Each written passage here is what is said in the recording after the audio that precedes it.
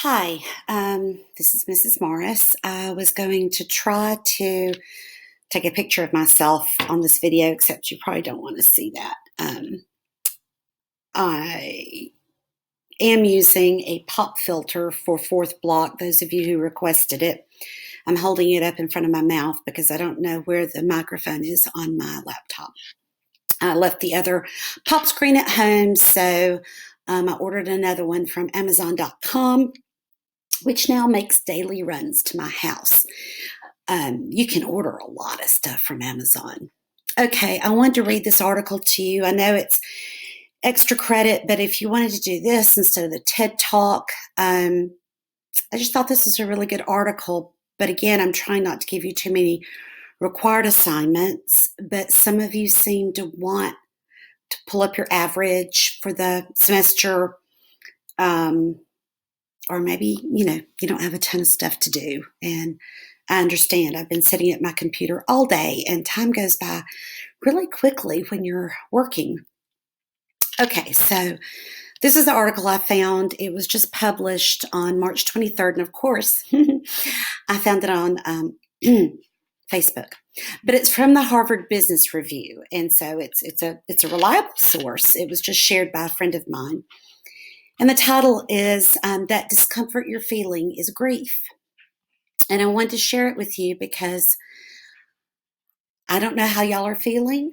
I'm still trying to wrap my brain around everything that's going on. It seems very surreal. It feels just, I don't even know what to think. I know we'll get through this. I know things will get better. I know we'll be okay. But this is new for all of us, and none of us, I don't know anything similar to this ever. Not since the flu epidemic and pandemic of 1918, but that was just such a different society. You didn't have people flying all over the world, and you did have World War I that helped spread it, it's thought. But this is just very different. Maybe it's also different because we're able to watch it, and I'm trying to limit myself from the news because it can be kind of all-consuming. Okay, so anyway, you know how I teach. I have to talk a little bit before I actually read what's here. Alrighty then. Some of the Harvard Business Review edit staff met virtually the other day. A screen full of faces in a scene becoming more common everywhere. We talked about the content we're commissioning in this harrowing time of a pandemic and how we can help people. But we also talked about how we're feeling. One colleague mentioned that what she felt was grief. Heads nodded in all the pains. If we can name it, perhaps we can manage it. We turned to David Kessler for ideas on how to do that. Kessler is the world's foremost expert on grief.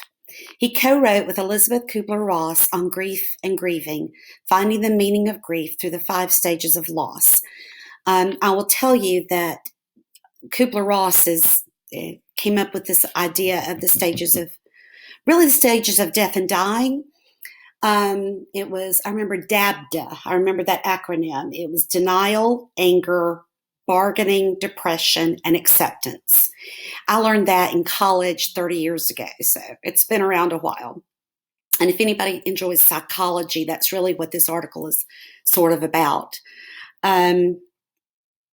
So the person who wrote this article has been involved in the psychology of grief for many decades. His new book adds another stage to the process, Finding Meaning, the 6th stage of grief. Kessler also has worked for a decade in a 3-hospital system in Los Angeles.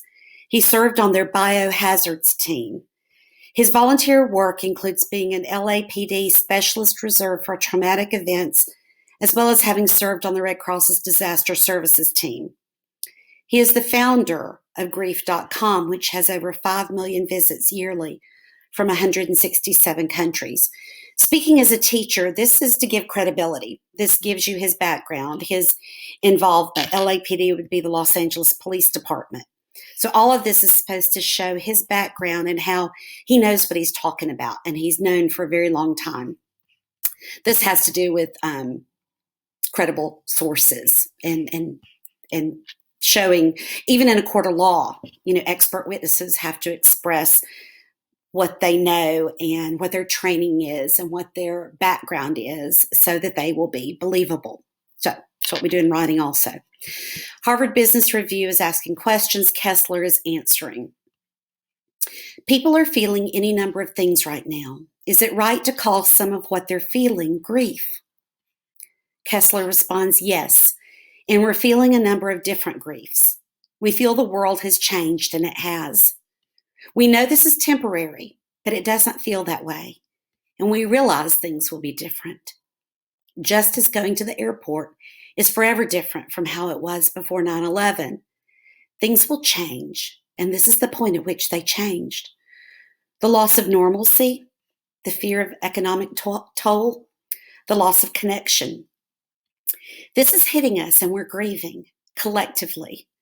We are not used to this kind of collective grief in the air.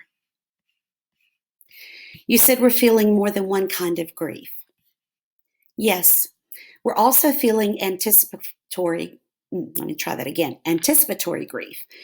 Anticipatory grief is that feeling we get about what the future holds when we're uncertain. Usually it centers on death.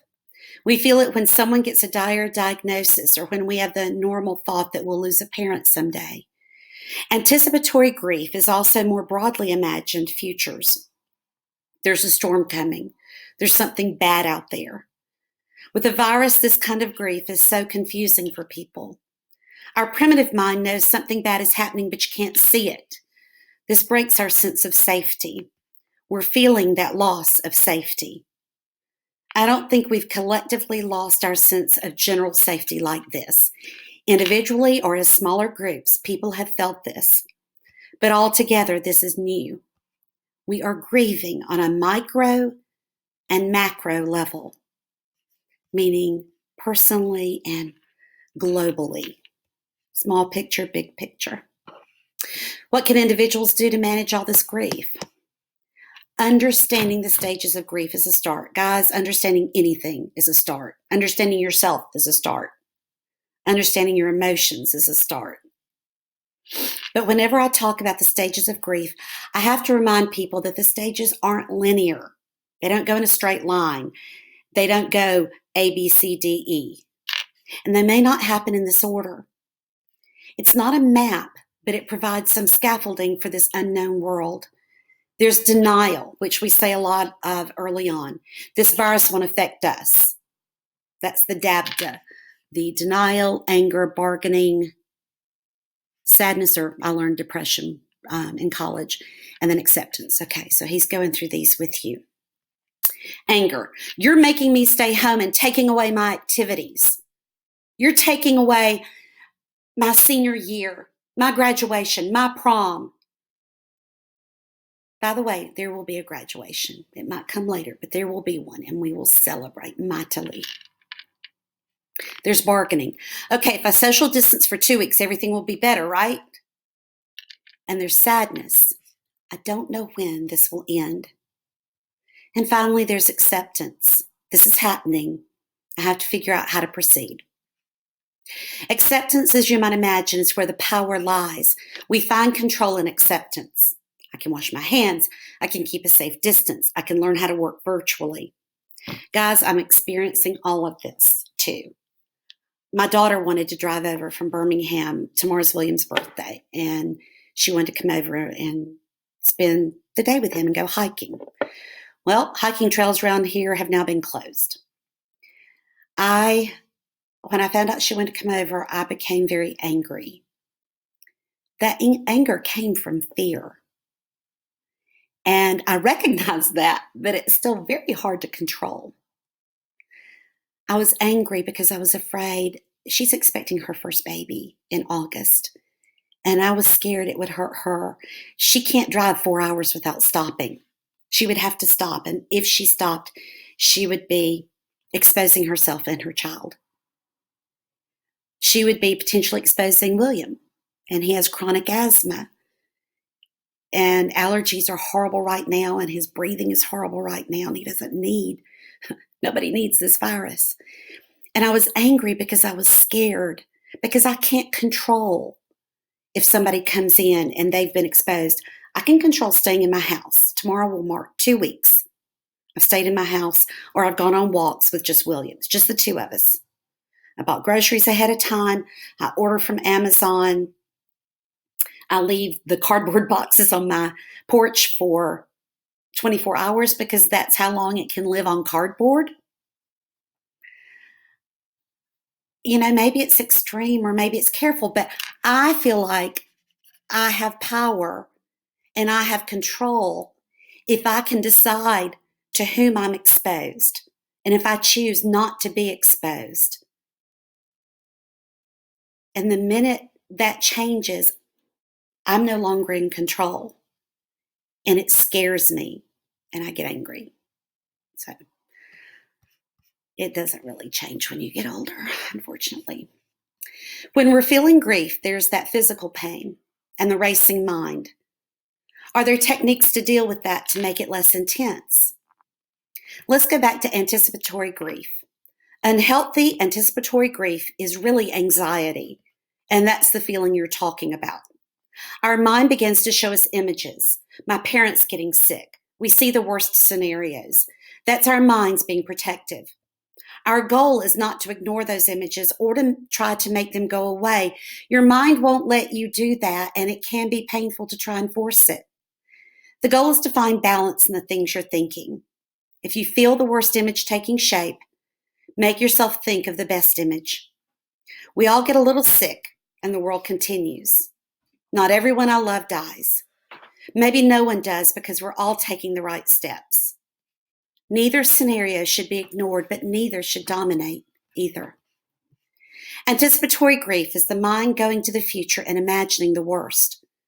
To calm yourself, you want to come into the present.